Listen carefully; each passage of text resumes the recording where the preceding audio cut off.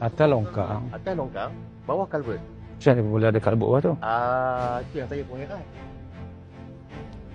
Dah apa saya zon tinggi atas kan? Tapi kering. Banjir tak kalau hujan? Dia tak ada, tapi yang terketai yang belah sana ni lah.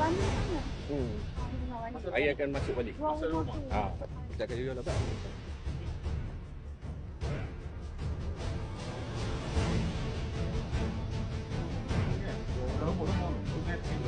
Oh, tepi Lombok tu.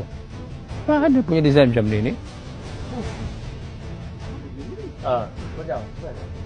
Air dalam longkang masuk dalam kalbut. Air dari longkang masuk dalam culvert. Culvert ni dia pergi ke sana, dia akan buang ke sungai. Saya tak reti. Ini Jariah punya idea pun dulu. Kita orang asal ni lah.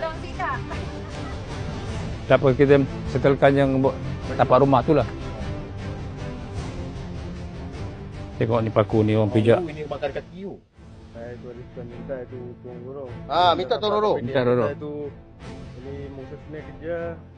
Lagi 2-3 hari siap dia baru bagi. Mana boleh, ni bukan satu kali angkat ni. Kita sama dengan DBR punya orang ada mari. Ini hari boleh fikir sini ya. Ni. Pergi cuci. Boleh Oh, dah mana? So besok tengoklah dia orang apa ni, dia buat ke tidak. Okey. Bersihkan. Tolong tengok Kalau dia tak buat kabur.